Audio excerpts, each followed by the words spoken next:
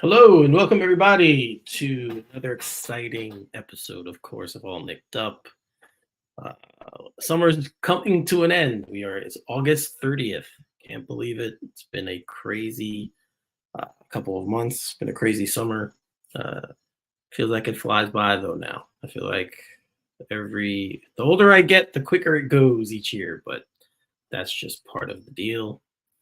Uh, so, but as we know, the basketball news kind of slows down in the summer, but we keep going, we keep pushing through. This year, we were a little lucky to have the World Cup of basketball, so we'll be discussing that a little bit later. Plus, the uh, the ever-present rumor that now seems to be a little more confirmed about a certain superstar possibly wanting to come to New York. So we're going to talk about that as well. But I don't do this on my own. So let me bring Ty in. Hello there. What's up? What's up? All nicked up. What's going on? Yeah, man. Not much. Sorry about the delayed start. I was running behind on something, but I'm here. We're here. We're gonna do this. Yes, guys. We were out last week. Um, I had some family stuff happen, and then Joe had something going on too, so we just decided to postpone for a week, shut it down, and come back strong this week. The good thing about it is the World Cup is in full swing, and because the Knicks actually have 4 players in the World Cup, it's a topic that we could definitely discuss and go in depth on. And then, as I mentioned, I teased before I brought Ty on. There is a superstar maybe flirting with the idea of coming to New York. We heard the name we've heard in the past. It's a name that I think would excite a lot of Knicks fans if that were to happen. But we'll see. We'll see how that works out. We'll get into it a little bit. We'll discuss the pros and cons and what we think the actual possibility of that happening might be. But let's start. Let's definitely start with the World Cup. I feel like because the Knicks, like I said, have the 4 guys. It's been something that we've all kind of gravitated towards, something we could watch. So really quickly, no, he's not in it. Quickly's not in it, but we do have. Yeah. We do have 4 guys. As you guys already know, Jalen Brunson and Josh Hart are on Team USA. RJ Barrett's been playing for Team Canada, and then Evan Fournier has been playing for Team France. Now, they've already been eliminated, so Team France is no longer part of the tournament. But Knicks fans seem to have a very hateful tone whenever we bring up Evan Fournier. And whatever you feel about him in the NBA, that was not the case during the FIBA World Cup. He averaged 21.7 or 22 points per game. He shot around 47% from the field. I think it was about 37% from 3 and something like 85% from the line. Now, you're not looking for anything more from someone like Fournier because that's what he does. He's a scorer / shooter. So, I don't know. I feel like when you think back to the season we just had and how he was treated for a team that doesn't have shooting, this is kind of vindication for him, don't you think? Yeah, I mean, this FIBA or World Cup it's going to reveal a lot of things that we thought were issues with the Knicks that are currently seemingly not issues in World Cup play. We look at a guy like Evan. People harp on the defense. He was never brought in for defense. Anybody who says, "Oh, he's not a two-way player. He's a sieve on defense. He's a turnstile. He's a easy pass lane. Whatever you want to attach to the criticism of his defense. He was not brought here to be a two-way player. He was brought here to be an offensive threat from the outside, and that's something that he has never been bad at doing. And clearly, as we've seen in the FIBA or World Cup play this year, any other FIBA competitions we've seen prior. We've seen it during the times where when he first came to the Knicks and he played Boston. Time he saw Boston, it was lights out shooting, and that's exactly what he has always been: a shooter, a scorer, whatever you want to say, a marksman. I think that'd probably be the better term, is a marksman. That's what he's always been. Um, and he's a tough player. He's very competitive. If you were thinking you're getting Kawhi Leonard, this isn't Kawhi Leonard's French cousin. Basically, you got to get that out of your mind. This is French mustard more so than anything. He's a little spicy, but it's not going to stop anything. So when you get into this, I think the Knicks fan base just really has an issue with French players to begin with. We've not had great luck. We've had a lot of embarrassing French born players. Probably not cut to play in New York. I guess you could say, I don't know, is Ev cut to be in New York? I think he's cut to be here. He's a tough-minded, competitive guy. The problem being is that most of the time you see in the French players are usually more passive. It's a noted thing. Euro players sometimes are more passive compared to Americanized players because they've been taught to not think individual. They've been taught to think team first. And that plays that they're relied upon is not individuality, but a collective. So Evan's doing what Evan's always done. Could we have used him in Miami? People say, oh, the kickback I always have when people talk about defense, they go, oh, defense wins championships. Yeah, but answer me, how do you win games? One team has more points than the other. That's always been the NBA. No matter how that is true. No matter how much you toss it up, no matter how many times you want to tell me defense wins championships. I've not seen a Title One with a 0-1 score. I've never seen it.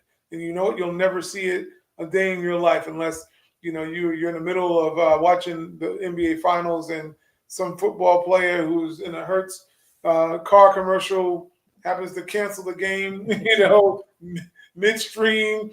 Then that might be your final stain score on your screen. But trust you me, out of all the years I've ever watched this game, there's never been a 0-1 score or a frozen score that is stopped and the defense won the game.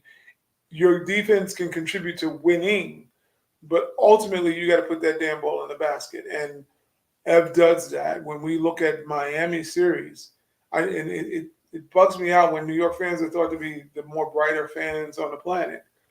No matter how much you dislike Ev, no matter how much you berate him on his defensive lackluster abilities or whatever you want to call it, to say you couldn't use him for 2 or 3 minutes and during a stretch in that Miami series, you're doing yourself a disservice as a basketball fan because you could have used him.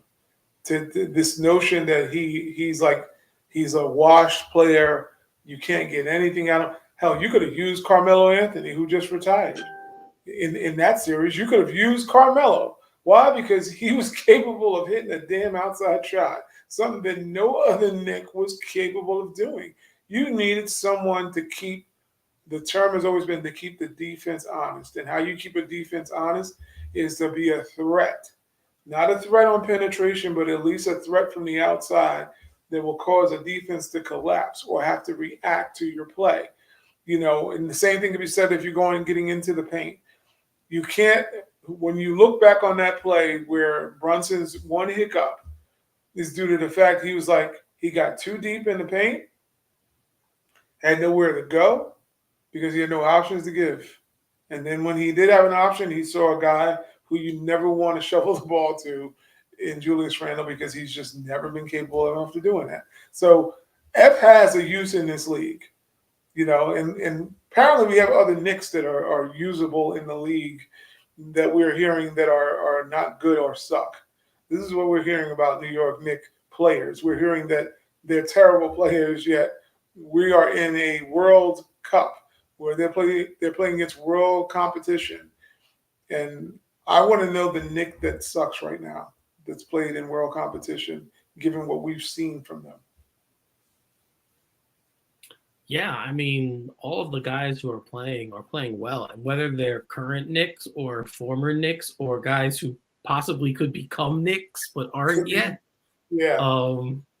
Because I'm talking about Rokas Jokubaitis, of course, from Yeah. Lithuania, who has Hmm. been really showing out and playing well, in the World Cup as well. Uh, I feel like there's a lot of talent that is either connected to the Knicks or playing for the Knicks in this tournament Hmm. that's real who have really been showing out. Of course, the most obvious one outside of Ev has been RJ Barrett. Yep. Uh, he had the one bad game where he seems to have like one of those really bad games no matter what tournament he's in. No He matter has what, that one game.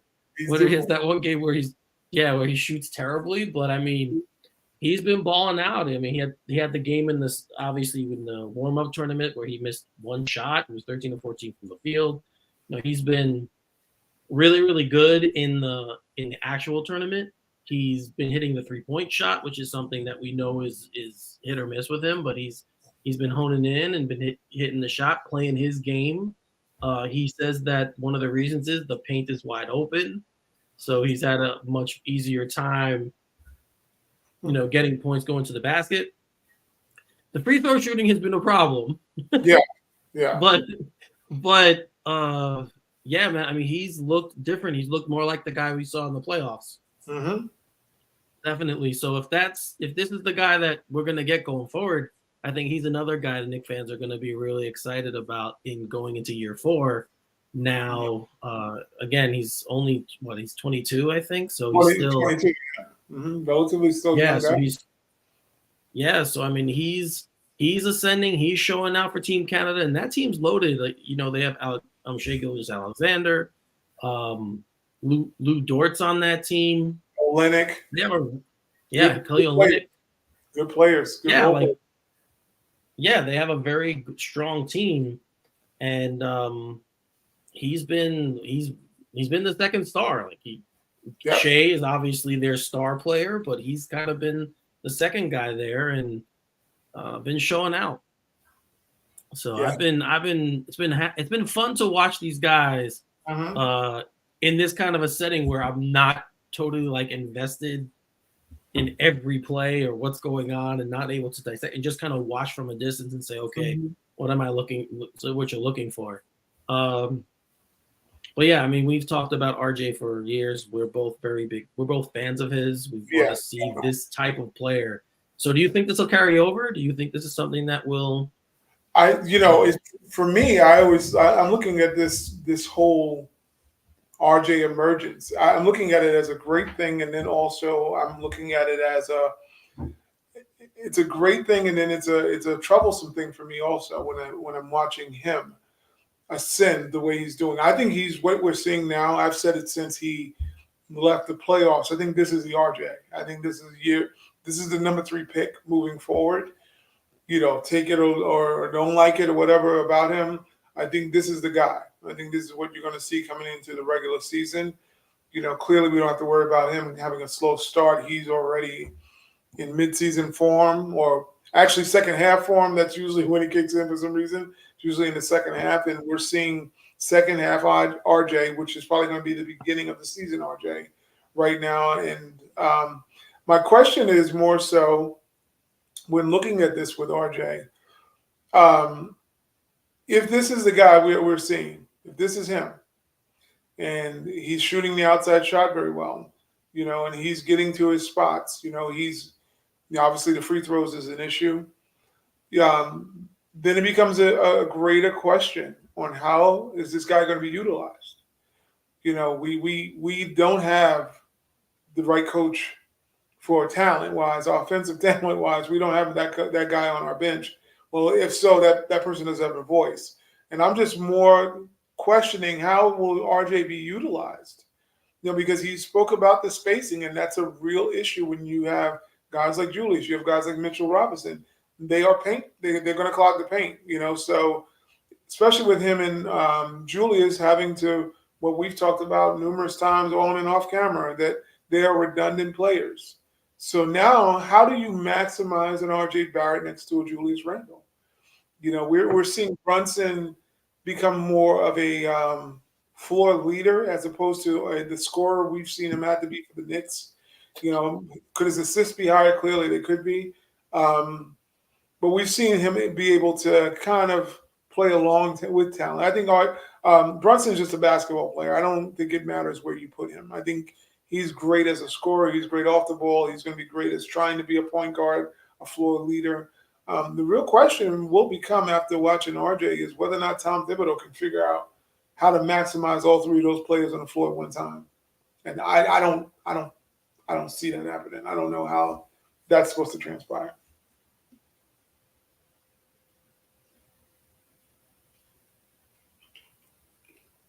I think Eric might be frozen now. We're having technical difficulties. Yeah, you're back. I said Please stand by. Please stand by, folks. Please stand by. Hold on 1 second. So give me a second to work this out. I have to start singing the song Frozen. You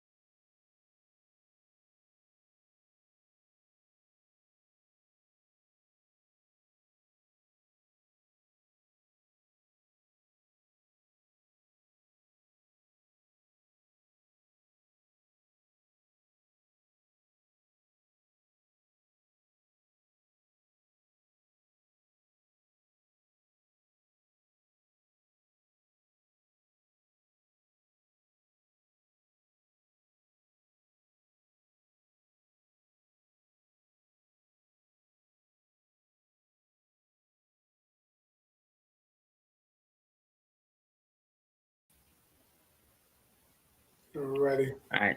Let's give this a shot. We're back up. Yes.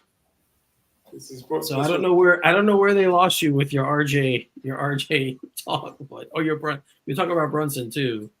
I know this was my ode to Mitch McConnell. I'm not going to move.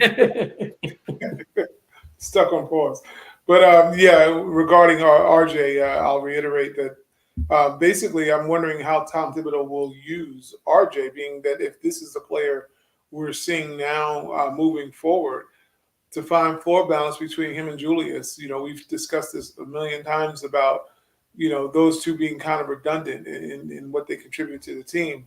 I'm not quite sure how a coach is going to be able to, well, this coach, I should say, how he's going to be able to maximize both talents at the same time without having to either sit one or stagger one or rely on Brunson to maybe be more of a point guard. We've seen that he has clearly come in and started being one of those being more of a point guard type of floor leader. His assists, like I said, could be up.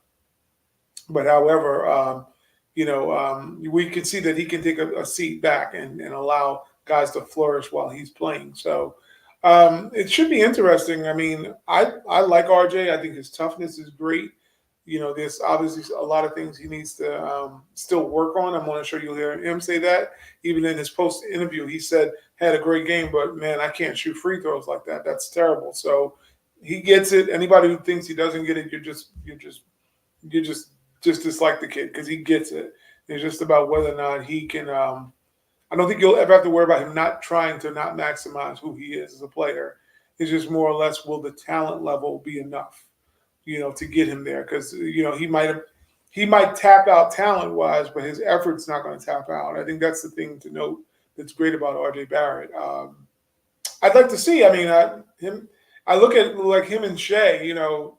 I would think Shea is a better player than Brunson. I think that's kind of easy to say in a sense. He's a possible MVP candidate last year. I like both of them are dynamic. Not that I'm in the trade Brunson lane at all. It's just more so when looking at how he plays alongside a guy like Shea. it's easy to believe that him and Brunson both could operate in that same vacuum. That they could be a nice 1-2 punch, and he could feed off of Brunson. We saw it in the playoffs, so it's not like we got a question. It was those two because Julius was out. The Knicks have some decisions. I'm looking at this whole thing. I mean, we're getting down to the point. Obviously, Julius's contract is coming to. I guess he had 2 more years left. They're gonna have to make a decision. Basically on how they perceive him as part of this franchise moving forward. He's either going to be here or he's going to be a trade piece to get someone else here that fits kind of the timeline and the talent that we have. Yeah, I mean, I think it's been kind of a thing where Randall was more established, and like we said about RJ, he kind of deferred and like let him do his thing. But I think now he's getting to RJ to the point now he's like, yeah, I'm not going to do that anymore. Like I think for both of them to be successful, you either have to play them not together, like at different times during the game. They could start together, but eventually you want them offsetting. So one is on you move one of them for a piece that you need. Preferably would be a shooter, I guess. Someone who can shoot would be wise. And I don't know. I think right now you would obviously say Randall probably would be in the driver's seat in that regard because, I mean, regardless of how we feel about him in the playoffs, regular season, the guy 2 out of the last 3 years he's been fantastic, right? Like you really can't. Yeah, you can't really say anything bad about him. So, you're right. They do have some decisions to make. They definitely have some decisions to make regarding this roster. I don't know. Outside of those 2 guys, I mean, obviously the contracts that the Knicks did sign and create none of them are terrible, as we know. So eventually they'll probably be all movable if they need to make a move down the line. But yeah, I mean, these, it's like I said, it's cool to see these guys not in an NBA setting, just to kind of see what their skill set is outside of, the NBA game. And how it could change. Like the Brunson being much more of a facilitator in this has been eye-opening, right? Like it's been eye-opening for us. Yeah. Because we're used to looking to him to score all the time, but he's been much more of a passer and moving the ball. So that's been cool to see. Josh Hart, I mean, he's doing all the things that we see him do in the NBA game, but he also he led the team in rebounds. In their game against New Zealand. I think it was against Jordan. I think it was Jordan they played today. And I mean, we're looking for that this year, right? Because right now he's probably the backup power forward. Probably is. I can't see him not being. Right? So like we're seeing these things and we're seeing him play. We always knew he was a good rebounder for a guard. But he's gonna be going up against bigger guys. So we want to see things like that. It's a good testing ground. My only thing about the World Cup and them playing so much basketball is they might get tired out, especially with how Tom likes to run his lineups. That's a concern. That's the thing I'm concerned with. But it's been a cool tournament. Like I said, it's been fun to watch these guys, especially the other international players who are playing for their home countries. To see if there's a difference. Like I always watch and see, like, are they more invested in this than they would be playing for their NBA team? Like Luka's been ridiculous, but like he has to be ridiculous because that team is freaking terrible. Without him. Nothing without him. Right. So like, there's a lot because he plays exactly like it's either me or we don't have him. So.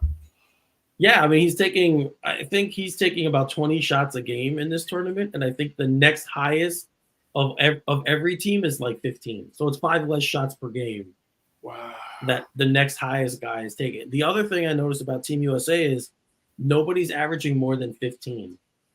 I think, and it's Paolo Banchero actually, who I think has gained the most by playing in this tournament. Oh, absolutely. Like he looks so much better than he looked last year. And he was great as a rookie, but he looks like he's taking it up to another level.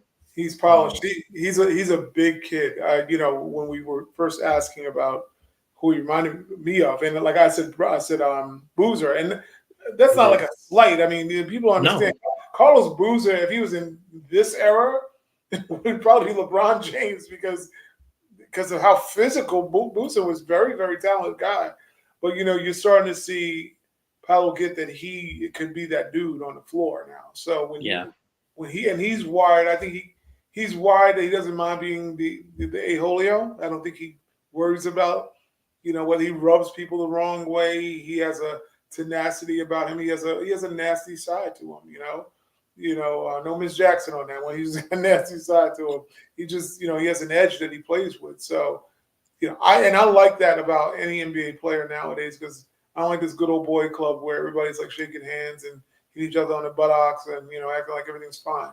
I like seeing these dudes have a little snarl to their game and not to the over like Pat Beverly or Russell Westbrook. Sometimes they take way overboard. It's like you can be tenacious and be unfriendly and not have to do all the theatrics behind it. I just like that about Paolo. He just looks like he's just coming up to take somebody's head off and win the game, which that's good to see from anybody, rook, second year player. They're not trying to make friends out there. They're trying to win. That's always good. Yeah. So it's funny. We had a comment here. I don't think he's in the room anymore, but he was. Yeah, about Brandon Ingram. We need Brandon Ingram. Now, Brandon Ingram is a guy I know you've been outspoken about and saying you'd love to add him. He has not been good in this world. No. I'm going to that GM trade that we did. He shows back. I'm like, dude, I might got to resend those picks from New Orleans. I was going to send for you because dude is duking it up. And if nobody don't know what I mean by the duking it up, we're talking University of Duking.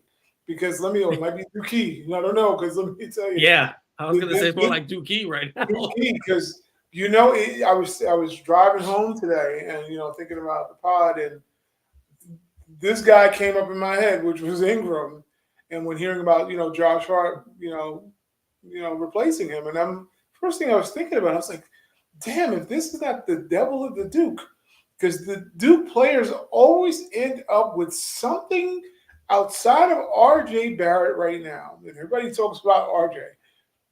R.J. might be the only Duke player that. That's. I mean, Paolo's. He was playing for Duke too, so he's new. So I can't. Yeah, Paolo's been right. Yeah, but it's like the thinking about past this kid, going backwards.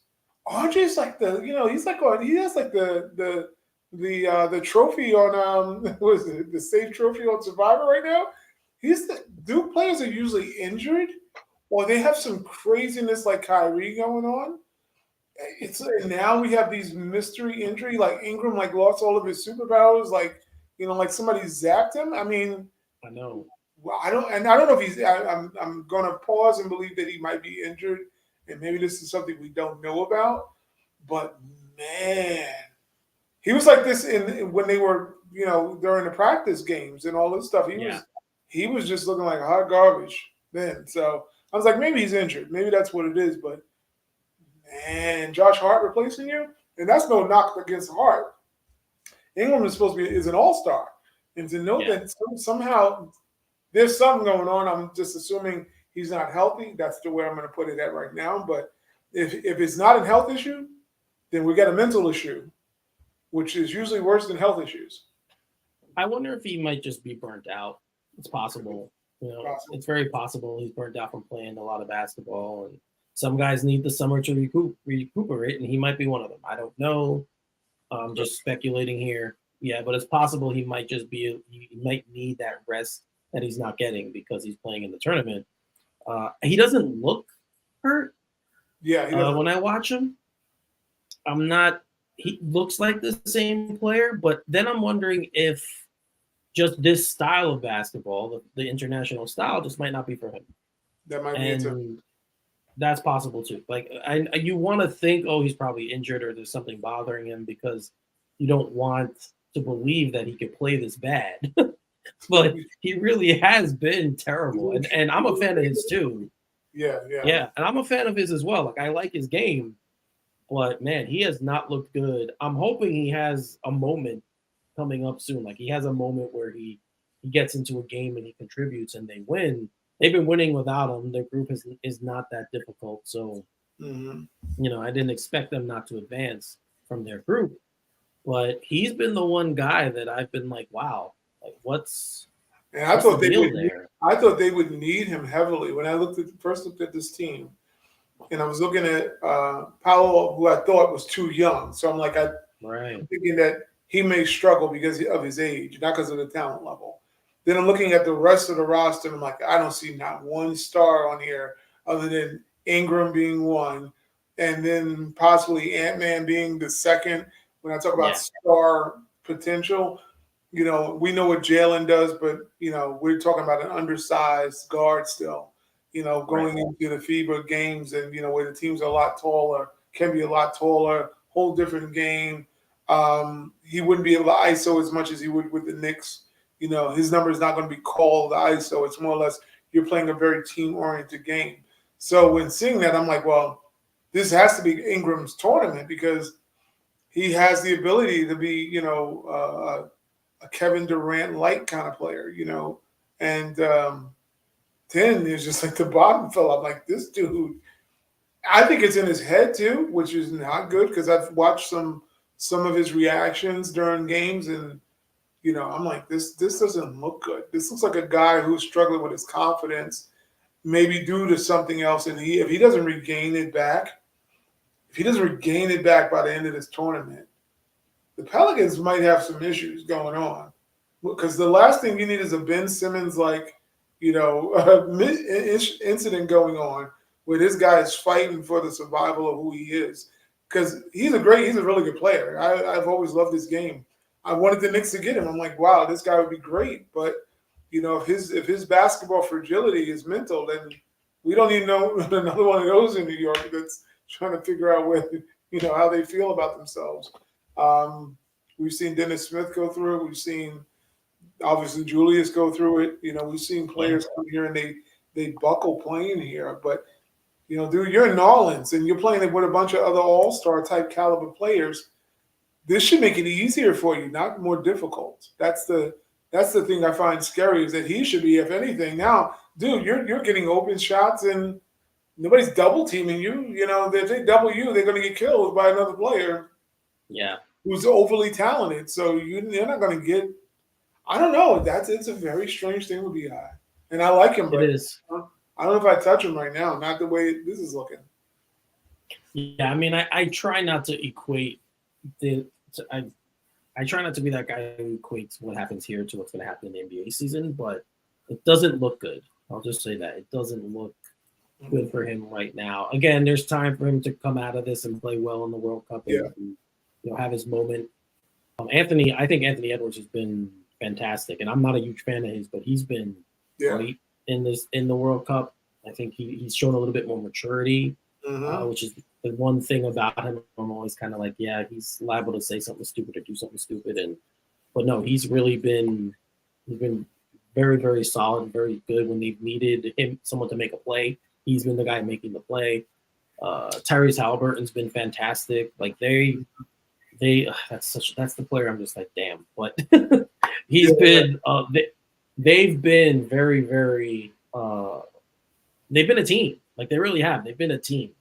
They've been whoever needs to pick up the slack, they pick up the slack. And they don't care who has the moment. Anyone could have their moment, and the team, there's no egos. They check their egos at the door. They've been fun to watch. This has been a fun team to watch play.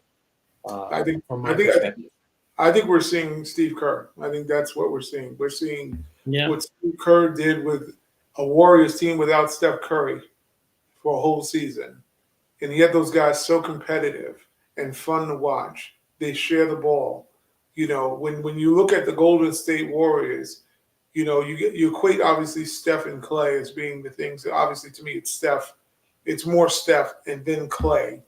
Right. It's a great compliment to Steph.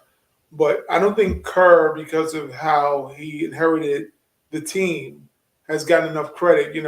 Shout out to Mark Jackson. We know what he did. He laid a foundation, gave these guys uber confidence and believing they're the best shooters ever in basketball history. I understand all the foundation he gave to the Warriors as a team. But however, when we look at Steve Kerr, this guy has been the quintessential coach to coach team basketball. Like it's all about team. And then you hear Steph Curry echo that by saying that if the ball sticks or if you're waiting for the ball, you're playing terrible basketball. And Steve Kerr, at first it was easy to question whether or not he was just riding over Mark Jackson's, last donkey ride, but now you're watching a guy who tends to always get like the maximum out of all the players. He plays a long, which shocks me that Tom Thibodeau sat with him that long, and he won't exercise all the players on his bench. But yet Steve Kerr goes to the 15th guy and is like, "You're going to get a minute here. Give me a chance. You're going to get in the game. You're going to be important for us down the stretch." But Tom's like, "Nah, give me 4 people, and then I'll get in if you need 5." He's not even thinking about like even utilizing his bench whatsoever. But meanwhile, a guy like Kerr, he's pulling out everything, out the bag and saying, "You two are going to play, and you're going to give me something." The fact that he was able to tell Anthony Edwards that come off the bench, and Anthony Edwards is like, well, whatever. But Steve Kerr's sitting with a lot of damn rings. People think it's just the coaching. He's hit some big shots in the playoffs. Yeah. A part of some great dynasties, not even just great teams, dynasties, the Bulls in San Antonio. And he's just put that all together and put it in, he's coached great in college also. He's got the chops to coach. So when seeing this team, utilize basically every bit of talent on it that's needed in order to win, to me, that's just all what basketball is about.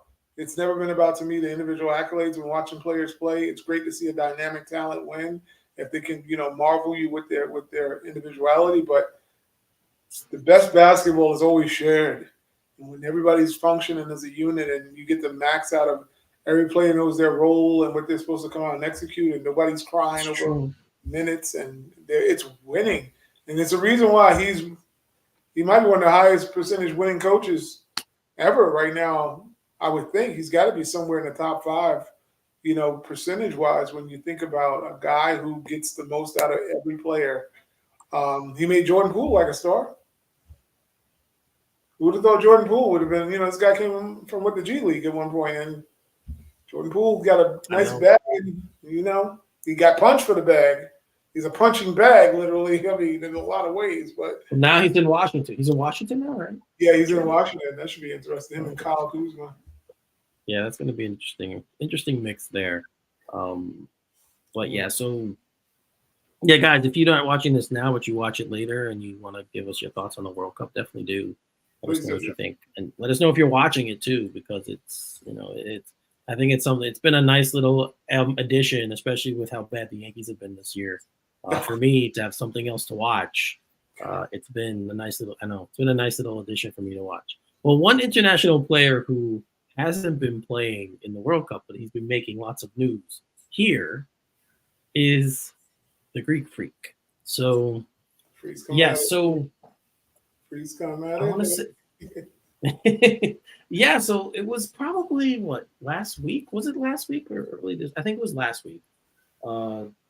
Yeah. Towards the end of the week, we started hearing that he first said, well, he wasn't intent on signing with Milwaukee, right? Like he's like, I want to see what they're doing first, and I don't really know what the goal is, but I have to make sure like I'm committed to winning, and I want to keep that going, and all this other stuff, and I don't know what they're going to do.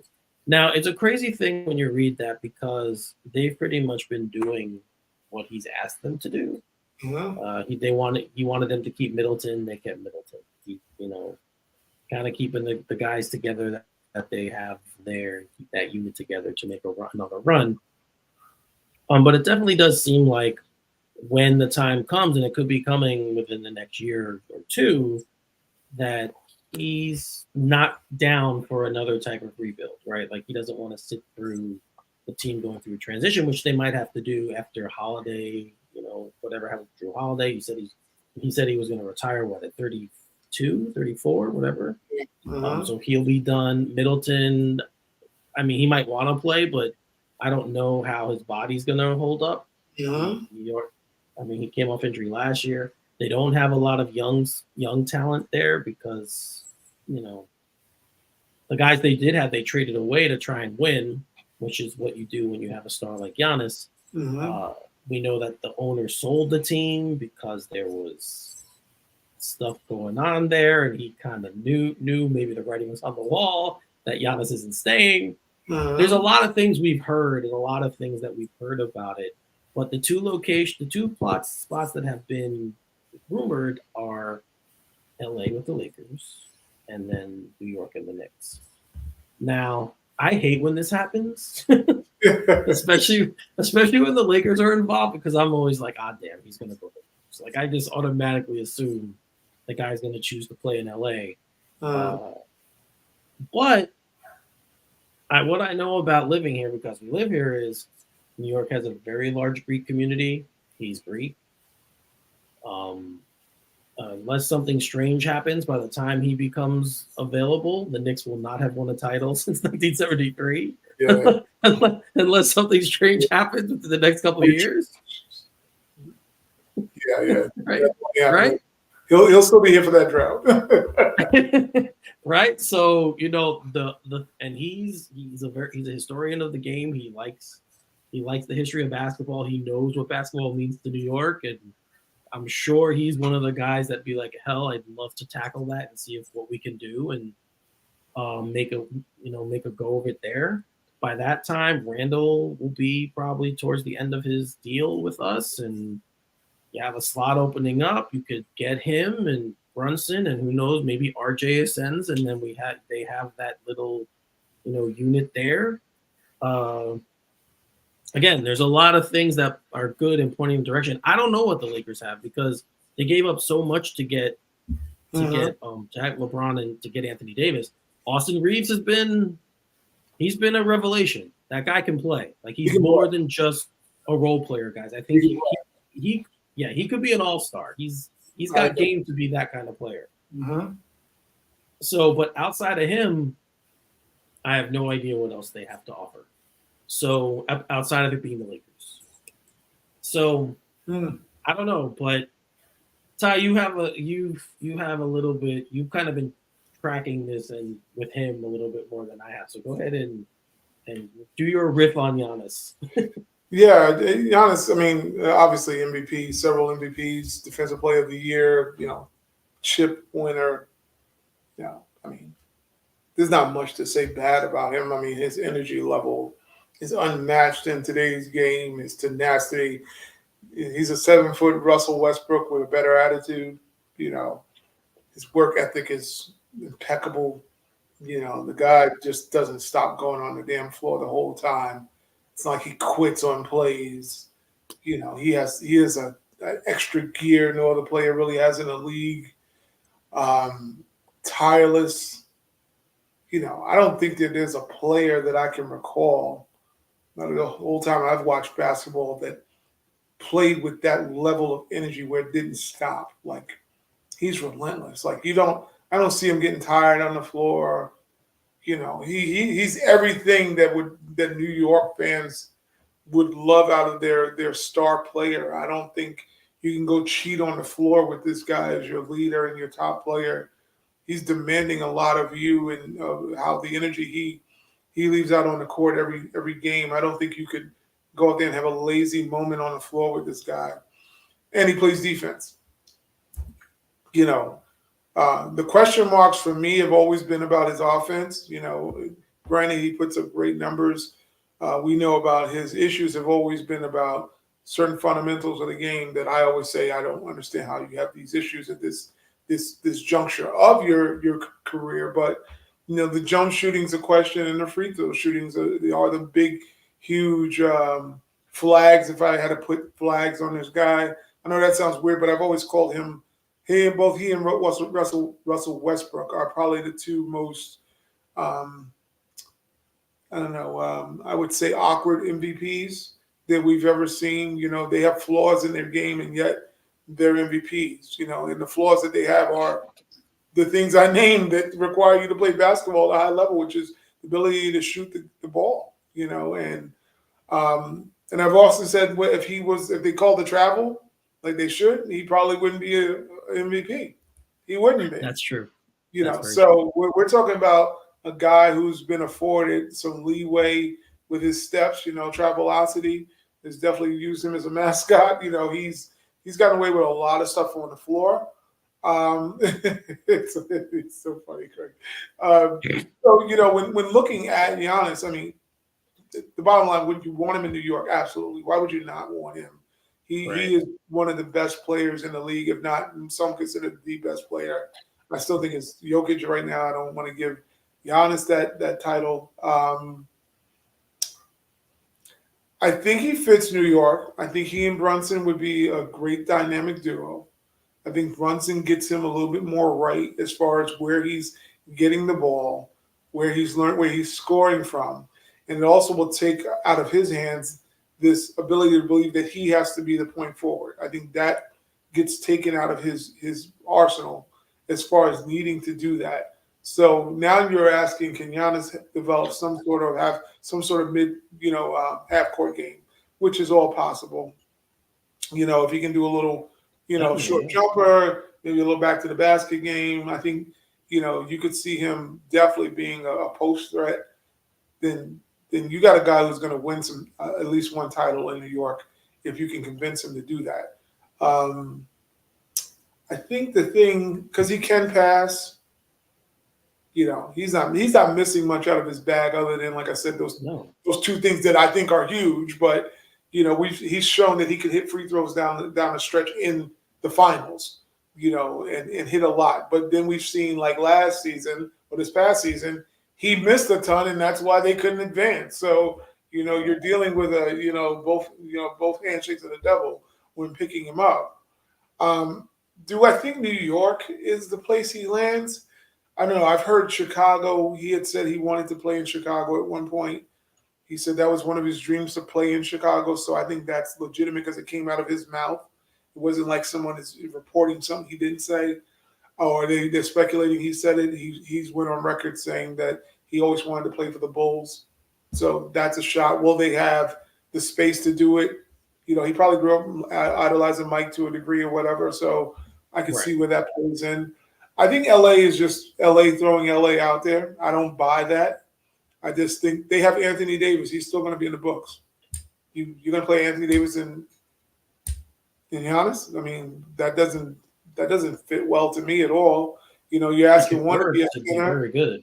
If it worked, I just don't see where it will work. Now you're really asking Giannis to play center and Anthony Davis play power forward. A stretch four. That's what you're really asking him to be, because Anthony Davis is not going to play center. He doesn't want to play center. No. So the question is, does Giannis want to play center, and then who's the point guard? So now you got it's. And I like Reeves. I think he's dope. I like him as a player. I've told people, I said I think that's the second best player on the Lakers, or one of the best players on the Lakers. He very well may be. People might poo-hoo at that, but it's like that dude can ball. He's not like no joke. So LeBron's probably gone at that point if that does unveil itself as far as Giannis going there. I don't think he'd play with LeBron. I don't think he wants to go put his foot in that doo-doo. I don't think that's going to happen. So we have New York. Will he fit New York? Absolutely. Will he want New York is the question. Now, if he wants to solidify himself in a category, in a conversation, and I know people say, oh, he's New York bias. It's just the damn truth. Look at what Brunson became out of one season playing here in New York. Look at the conversations being had about this guy now after having this magical season in New York where he's on the Olympic team, and now all of a sudden his star is getting bigger.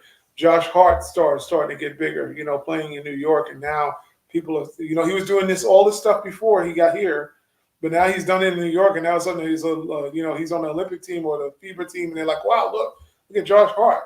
He wouldn't get this notoriety if he was playing in Portland. Nobody would be talking about him. So now his star is elevated. Now we have RJ Barrett. We're watching his star, go into the sky a little bit here now. He's in New York. Now all of a sudden they're like, well, New York got some players. They got some pieces. So you can only imagine if you're getting magnified this way playing for your country, and you happen to also be a Knick, and you're starting to get a lot and gain a lot of attention and notoriety. You can only imagine if you're able to win, and I do believe that he would get that. I think he would be one of those players that would accept that challenge a little bit more than other guys because he's not really about the whole Hollywood scene, although he's become a great personality. I just don't see. I see him as being about a guy who's like, I want a team I want a city to represent how rough and tough I am. He's an immigrant. He got it out the mud, like literally got it out the mud. People say they got out the mud. This kid got it out the mud.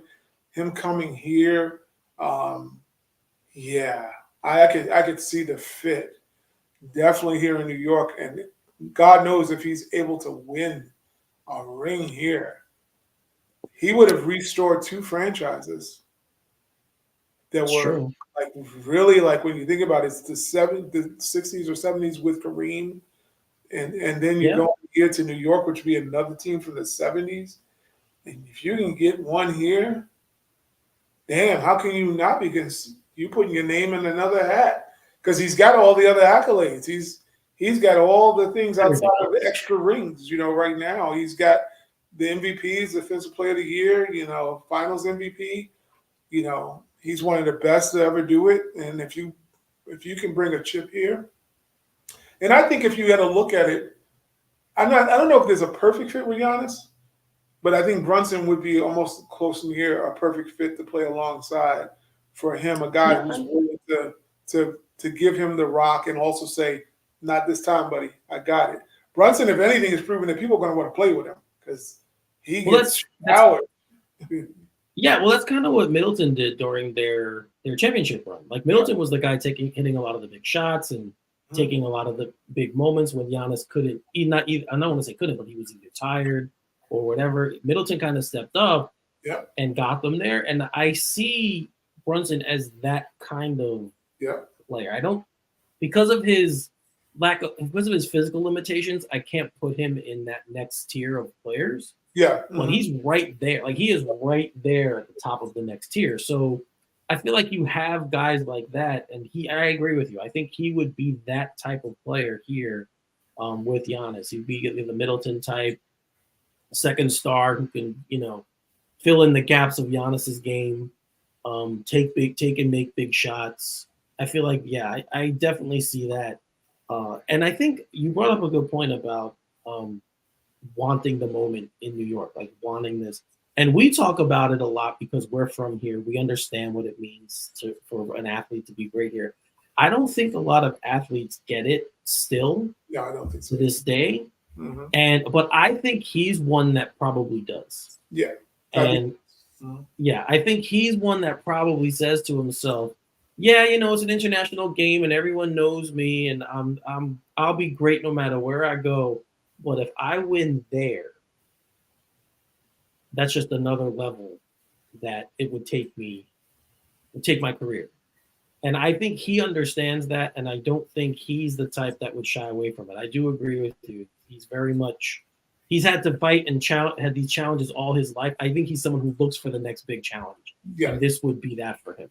Mm-hmm. So that's the edge I think. That if the Knicks have an edge, that's the edge I think that they would have. Yeah, it'd be cool to play for Chicago, but they won recently. Yeah, it was a while ago, but still. And he's never going to be Michael Jordan. So he'll never be able to go there and be Michael Jordan, right? So, yeah, it might be cool. He might want to play for them, but for his own legacy, I don't see it enhancing it in Chicago. He'd just be another Laker in LA. It's sad to say, but you have Kareem, you have Magic, you have Elgin, you have Jerry West, you have all these Kobe, you have all these great Lakers who came before him, Shaq. I mean, all these great Lakers. He would just be another guy in the chain with the Lakers. As great as he is, because he has talents. He has talents similar to Magic in ways, but similar to Shaq in ways. Like he's got similar abilities to those guys, right? Yeah. But he would just be another guy for the Lakers, another great player. Here, the Knicks have had great players, but they haven't won since the 70s, like you said. Mm-hmm. They've never had an MVP since Willis. Like, that's crazy when you think about the Knicks. Ridiculous. Never had an MVP. One MVP of the whole franchise. I know it's crazy when you think about one of the flagship teams of the league. The Knicks are one of the original teams. Mm-hmm. And you mean to tell me even when, like, before all these other teams came, they didn't have an MVP? One, like, I just find it to be the most fascinating thing that it really is. they've had one MVP. I think It he really kind is. of fits kind of the. I didn't watch him play, but talking about Willis, I think he kind of fits, the Willis thing that he was noted to be a tough, brawling center. Yeah. He was going to bring the fight to you. He didn't mind being gritty. He was a gritty captain. That's what he called him, the captain. As Walt has always said, that no one challenged him. Nope. He kept everybody in the right. And I see Giannis being that same. Maybe not the having that streak of punching a player in the face, but he seems like he's the kind of. I mean, probably some of these former Knicks need to be punched by their captain. To be very honest, the way they've been playing like hot garbage. But I think right now, I think he would be. Both he and Brunson would be two tone setters. If you're coming to the Knicks and these guys are the best two players in your team, you're shutting the hell up and balling. You can't. What are you gonna? Can't come here and say, "Oh, what about me?" When you got probably two of the most selfless guys on the floor. Giannis is selfless. He sacrifices every bit of his sweat equity on the floor. I mean, I'm like looking at it like salivating, thinking about the idea of them playing him playing here. Not because he's like my favorite. He's actually one of the few people I follow on IG, but he's one of those guys like he gets it because he's going to play like New York people have to work, and nobody understands the hustle in New York like New Yorkers. You're grit and grinding. You're doing, you're making 25 hours out of a 24-hour day. So, he would get that about it, and you get your money's worth watching him play. Man, it'd be hard. Not because I'm a Knicks fan. It's not about even being a Knicks fan. If I was a Lakers fan and they asked me where could Giannis go and solidify his legacy, I wouldn't say LA. I'd say you go to New York and you could well, he can't go to Boston. I mean, where are you going? Miami, San Antonio. I mean, they've got their legacies. You're Giannis who came to Milwaukee. You were late, you weren't even a high pick, and you came there, you basically made your career to what it is, and you resurrected a franchise, and now you're going to go somewhere else where they've already have a legacy. That makes no sense to me. Like, you don't go there. He's going to go to Orlando Magic. Like, he's going to, he's going to be the next. He's going No, to I do the can't. White and Shaq didn't do. New York would be the. And I've heard people say it that are people that you usually would think would say, the Knicks are always in all kind of talks, and they're like, New York makes sense. It does make sense for this guy if he's going to leave. But to me, it's for the Knicks front office. This falls on them. This guy is clearly sending messages that he is probably leaving Milwaukee.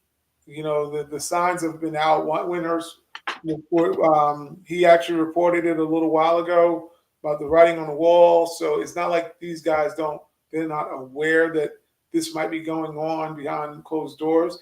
I think it's the Knicks' job to lose him because you now have to, if you put together a winning program in New York for at least one really good season right now, you got to build on this and you've got to get this coach in line to say, hey, we got to show this guy that we are not only a winning program, but that that you're a very good coach as well. Because I think that is going to ultimately what's going to sell him on New York is how good this coach is. I don't think it's got nothing to do with the talent because he's going to believe he can come in and be five. Milwaukee wasn't the greatest talented team. He just happened to be that damn good. So it wasn't like Milwaukee had these great Middleton's a second rounder. He was a throw-in player in a trade. So you got to look at where both of these guys and how that franchise evolved. Drew Holiday's a stud. Don't get me wrong, but it's really a guy who was a late lottery and a second-round pick that won them a title. So clearly he knows I think Brunson could be better than Middleton. So he realizes that he just needs to find that a coach, and that's been his issue because it was the same thing with Bud. He loved Kid, and then they brought in Bud. So now they brought in Adrian Griffin. So now It's about coaching with him, and he has question marked this current coach is saying, well, he hasn't done anything, and he wanted Yeah. kids. So I would pay attention if Kid gets fired in Dallas if I was the Knicks, because Yeah. I'd pay Yeah. attention It's to gonna that be fascinating. because that would be a guy he probably would come here if he was coaching the Knicks. Not that I want Yeah. Kid, I mean, but I, and it's weird because I think I said to you guys in the group a couple weeks ago that he was the guy I thought would if they anyone broke away, it would be him and yeah, he would come here. So it just so weird that story came out afterwards. I was kind of like, oh, look at that. Like had no insight into anything. I was just throwing it out there.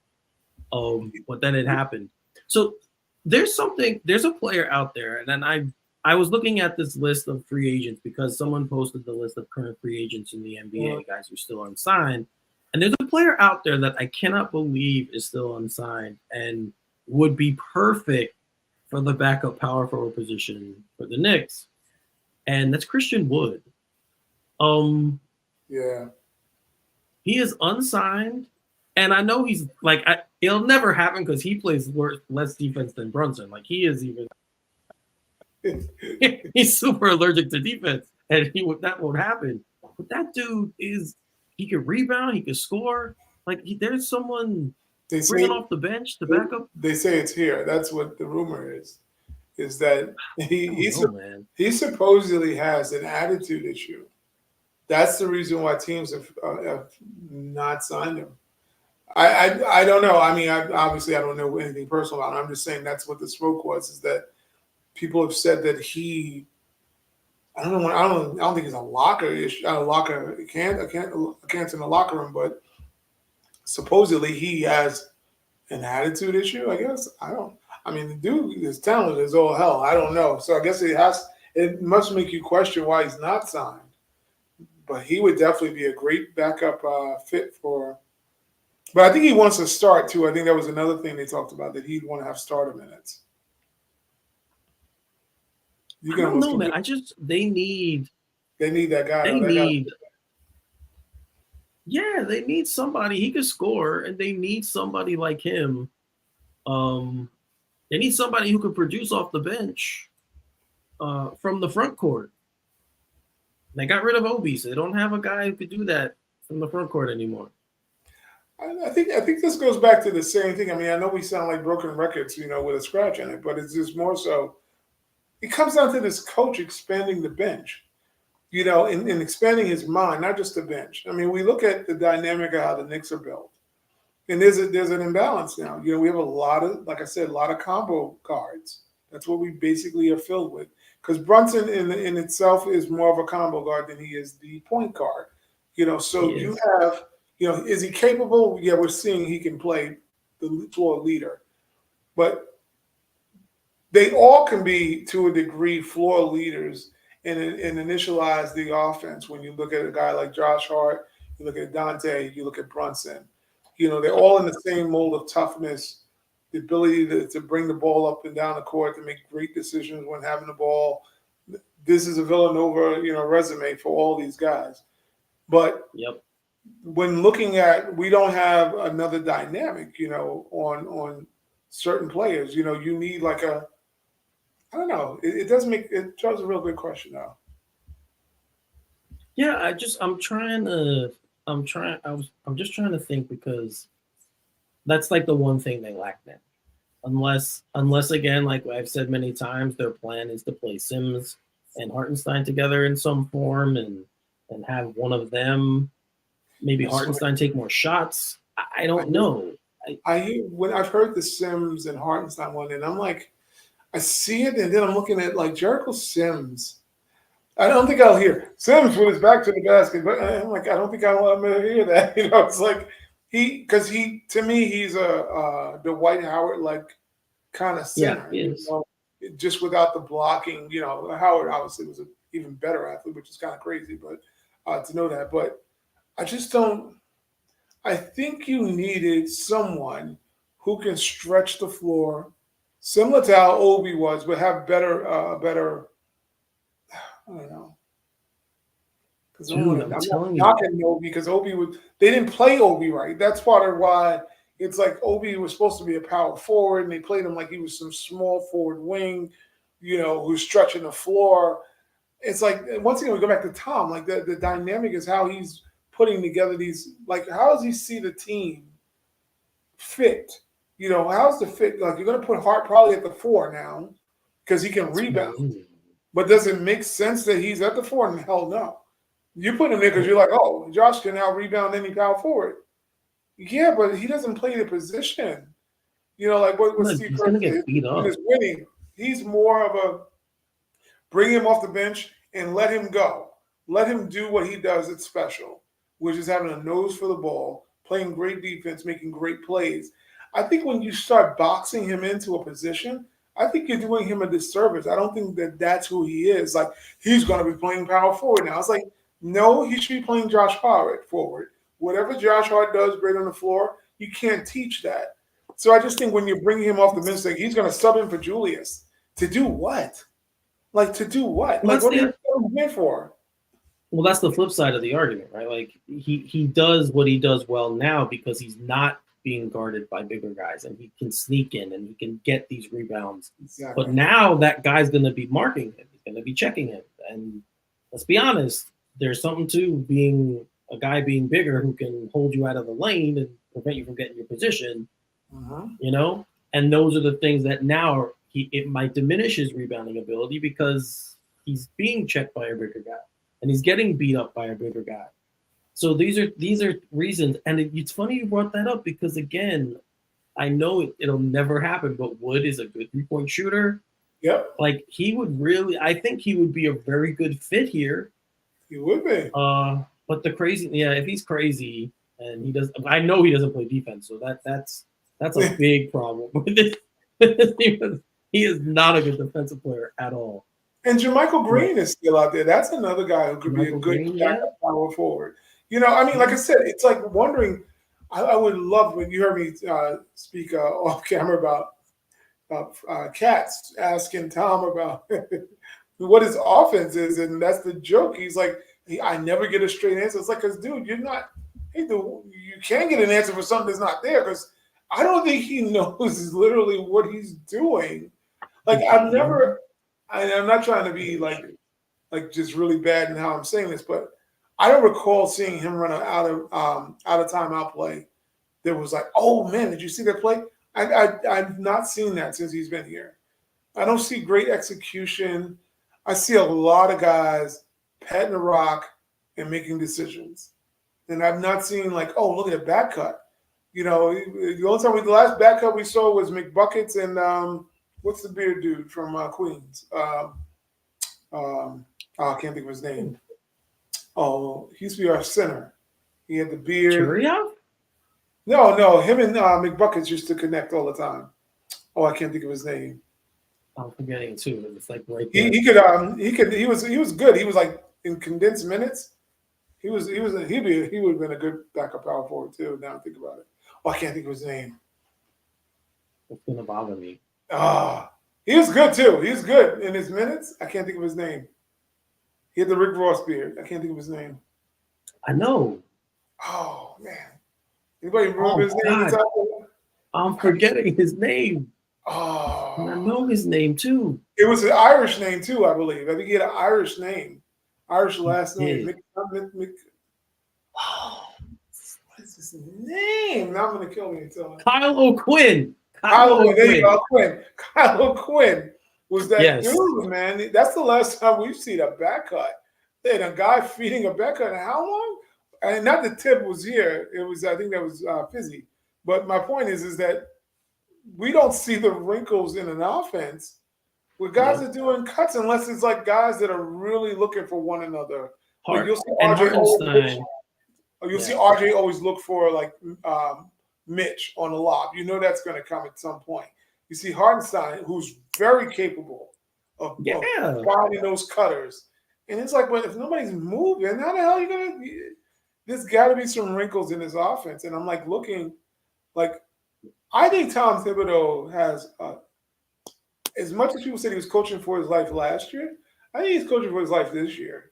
Because I'm looking, the more talent you acquire, and the Knicks once again, are very talented. It's not that we lack talent. It's how do you maximize the talent? And I'm wondering, when looking at this roster, you've got a lot of guys that can get shots. You know, you're not as big. You're not a big team anymore. You're big. You're really big at the 5 spot, and after that, you shrink. Like RJ Barrett, I think is this. Once you get past the centers, I think RJ Barrett is like the next big dude because he's had the growth spurt because he's 6'9". So we're going past Hardenstein, we're going past Mitch, and we're moving Jericho Sims. After you get past those 3 guys, I think RJ might be the tallest guy. Am I right? I mean, if I don't know about the 6'9" thing, I have to see it. He looks tall. Like, he physically looks. He does look taller. He does look a little taller. He does. I just don't know. Yeah. I mean, Randall is 6'9", but that's it. After him, I don't know. We have a short team in New York. I don't know. Because Obi leaving he shrunk the team when he left. And I agree with you about that, though, about Tibbs, because it's not only like what he's not doing. It's not only what he's doing, but it's what he's not doing. Yeah. Like if Randall's struggling, take him out. Like, why are you keeping him in the game? You know, and if I'm evaluating my coach and if a guy's killing me, I don't care about his pedigree. You know, I'm like, he sucks right now. He shouldn't be playing. Take him out. And those are the things. Like that's how I evaluate that. Like if your team isn't good enough, or if you don't have the depth, then that's one thing. Yeah, you got to stick with this guy because we don't have anybody else. And now that might be the case because they don't have Obi anymore. So that might be the case. But certain things, like he sat RJ when RJ struggled. He had no problem with that. Right? He sat Quickly when Quickly struggled. Had no problem with that in the playoffs. Quickly didn't play after the first, whatever. So it's those kinds of things. Like if I'm evaluating the coach, I'm gonna be like, dude, why did he play so many damn minutes? Like he was crap. Take him out of the game. It's crap. Yeah, especially now with all the guards, like there should be no reason to play any of the guards that if they suck. Who's Brunson? If Brunson sucks, is having a bad game, play Dante, play Quickly, play McBride. I don't care. Play the guys who are playing well. I definitely wonder when I'm looking at like, that's a lot of guards. I'm like I'm thinking about like what you're saying. You could pull them, but then it's like really somebody don't need to play. It's like somebody should not be playing when you look at that. And that was another thing Fred Katz talked about was they did shop Quickly a couple times, and then there were teams that called and inquired about Quickly.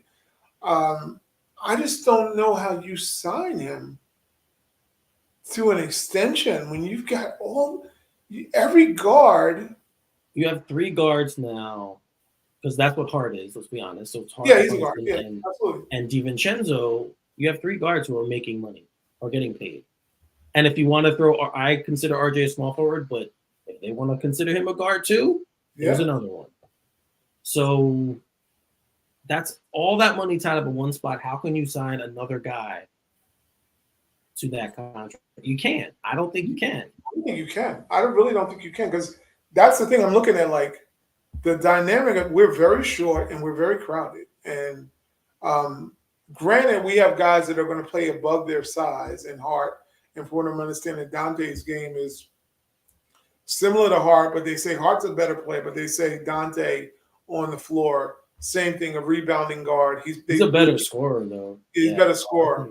I think he's a better scorer. That's what the critics say he is. I think, but they say he's like the second best guard rebounding wise to Josh Hart. So we're getting kind of the same type player, which I'm not mad about that, but it's just more so like, how many of these guys are you going to have on one roster? Where's the versatility? Because you definitely needed, if anything, they should have tried to find a small forward to trade Quickly for, at least a backup or some sort of answer in that position. Because I'm just not seeing. They're undersized and they're crowded. I think that's going to be Tom Thibodeau's got to figure out. It's going to be weird. Now, normally I'd be like, all right, we'll just play fast. But this coach doesn't play fast. What are we going to do? He doesn't play fast. So what are we going to do? That's the thing. If it was a different pace, I'd be less worried if there was a different pace. But I'm like, Yeah, he's a half court dude. This is a half court offense. It's going to be very slow down. Julius, you can't run for so much. He might get out in transition, but we know he's going to jog back. He's our running back. He's going to drive back. it's true. And on Big guy, yeah. certain plays, he's just not going to play defense. He's just going to say, well, I left it all out on one end. That's really what he comes down to, how he plays. So it's like, well, how are you going to – I'm telling you, I think that he, meaning the coach, is in more trouble this year than he will be on any other time as a Knick, because there's two things going on. There's the expectations now, because you got into the second round, and now you've added additional talent that supposedly helps you win, and it's guys that you like. It's the kind of talent you've been wanting. So you traded somebody that you didn't want, that you plan on never using, for a guy that you're saying, well, we bring this guy and I can use him to max ability and help win. If they go through a struggle, like in the first couple of months, I think his ass is on the seat. It is. I think that's hot, because I just think that he will be his worst undoing if he does not come into camp with a better playbook, because you've got a lot of redundancy, and I don't know where you can't go half court with all those guys. You can't, all of a sudden now a defense is going to zero in on all these guys, and then now you're undersized, so you can't play in the post. Who are they going to post up? They can't post anybody. Brunson is their best post player, which is scary enough. Probably RJ, yeah. So those are your two posts. Julius is playing like a wing. Mitch is non-existent. Yeah. He's not going to post anybody. iHeart probably could, but you're not using him. You're putting him out somewhere in no man's land. No. So, and Sims is not going to post anybody. So, what are you really running when you think of? He needs to run something like Steve Kerr really does in Golden State. I mean, I'm bringing him up, but you need to move the ball like crazy, and expect somebody to shoot. And then you got Grimes. We forgot about Grimes. Grimes is another guard. Yeah, and he's a combo guard, just like he's a 6'4", 6'5".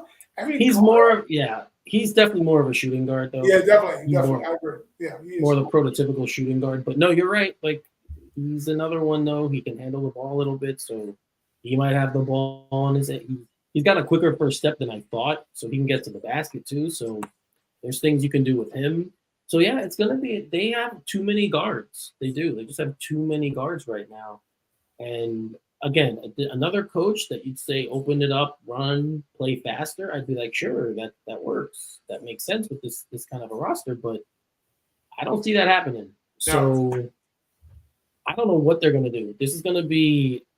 I mean, we're kind of jumping the gun here because we're gonna be obviously talk about when the season gets closer. But I think they still. I still think they need, even as is, I still think they need another big guy. A big guy who can score, not just a big guy who can put up points. Yeah. Because outside of Julius, what other big guy do they have who can score? None. And you need easy buckets. You need to be able to get somebody who can get you easy buckets in the post or near the post close unless we see IG Mitch come out and he's handling the ball and shooting threes and stuff on people. I don't see him having another big guy who can score. Yeah. So, it's going to be interesting. I mean, I wonder if they're going to sign quickly before training camp to an extension. I mean, I would be working the phones, and it's not really a knock against Quick. I'm not the biggest fan, but it's not knocking him. I'm just of the mindset.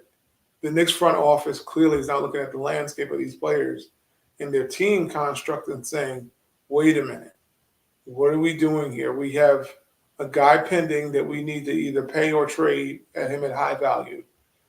And he won't get any minutes. He won't get a ton of great minutes when you've got 3 or 4 guards in playing kind of the same area position and this coach with a limited bench.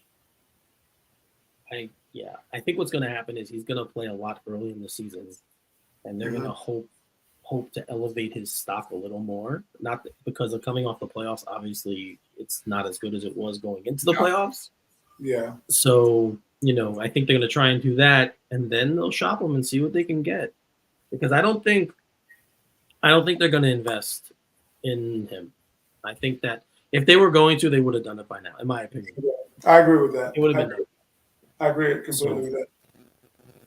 Well, we jumped the gun a little. We got into a little bit of the season, but that's a little preview. It's a little preview of what's to come. What's to come? Yeah, so what's to come. We'll get into more of what we expect from the season as training camp unfolds and as we get into the nuance of the actual NBA basketball. But the World Cup still goes on. I think it ends September 8th. I believe so, yeah. That's the date I saw. So we'll continue to talk about that, about Team USA, about the Knicks prospects. Of course, RJ Ev's out now, so we don't have to worry about him, but RJ, Jalen, and Josh, that should be. So yeah, we'll see. We'll see what happens as the World Cup continues and moves forward, and we will continue to talk about that. Again, Joe will be back hopefully next week with us. I don't remember how long he's going on vacation. He's on vacation now, celebrating, I believe, his anniversary. I think it's his anniversary. Yeah. So shout out to them. Yes, congratulations. I think he says 20-something years. So yeah, good for you, man. Good for you. Bless your heart, bro. How long have you been married? Actually, I'm laughing at him. I'm actually 17 deep, so. So you're not that far behind. Not that far behind. Like I said, bless his heart, though. It's for thugs. I tell you, it's for thugs. It's Thug Nation stuff. Y'all find out. Oh, Brenda's great. Don't say that. She's awesome. She'll tell you too. It's for thugs. Believe me. Doing all kind of gang symbols in our house. Believe me. Oh, I'm sure of that. I am 100% sure of that. All right, guys, we're going to wrap this one up. So, Ty, really quickly, tell them what they can talk to you if they want to get at you. Holla at your boy, Genius Scribble, on Twitter, and also causing all kind of calamity on our Facebook page. Come check out your All Knicked Up family here and try to engage with you guys. Appreciate all that have been corresponding. Much love to you all, and we're going to keep bringing more smoke as we keep smoking. That's how it is. Yes, sir. Yes, sir. And as you guys see on the screen, you can contact me a bunch of places. At Finally33 is my personal account. At all_Nick_up is the show account. You can talk to me either spot. It's fine. Basketball stuff, though, try and stick to All Knicked Up. I like to keep everything consolidated in one area. I also have a show called Straight Outta Gotham. It's a fandom pop culture podcast that I do with my boy Pete Vera. It's at straight_O_G for that one. If you're into comic books, movies, TV shows, even toys, we talk toys because he collects toys. So if you're into all that stuff, check us out over there. Listen to us, our podcast. It's all over the place. It's the same place you can find All Knicked Up. You can find Straight Outta Gotham all over the place. Check us out all over. And get at me there too. Have a good time. Yes, sir. I like talking about all this stuff, so it's fun. All right, we will be back next week unless something changes. It's Labor Day. Let's shout out. What's his name? Sire16. Appreciate your brother. That's one of the newbies. And of course, Craig West Side Connect there. Yeah, of course, Craig. Dude, if you want to come back on the show, when you're available, let us know. Of course. Yeah, bro. Come on, holla at your boys. We don't. There's always a seat at the table. There's always a seat. Yeah, there's always a seat at the table. Yes, sir. Same John, you too. If you're watching, listening, if you want to come back, obviously, there's always a seat at the table. You guys are welcome to come back. King Cornholio, what's up, man? What's up? Yes, man, King Cornholio. Cornholio. That dude, you guys are gonna see him on the championships on ESPN one day. He's gonna be on ESPN holding the purple tape. That's what he told me. On the Ocho. He's gonna be on the Ocho. He's got the purple tape. He's got his purple tape in his bag now. All kind of purple tape. Yeah, if you guys know what the purple tape is, and you're listening to this or watching this, hit us up in the All Knicked Up group, yes, on Facebook. Let us know what the purple tape means. Yes, sir. That's fine. It's a hip hop tape. I'll just give you a hint. It's a hip hop tape that was purple by an artist. You can let us know who it is, and if you know the name of the album too, that's fantastic. Absolutely. All right. So for Ty, I'm Eric. You're watching All Nicked Up. We'll see you next time.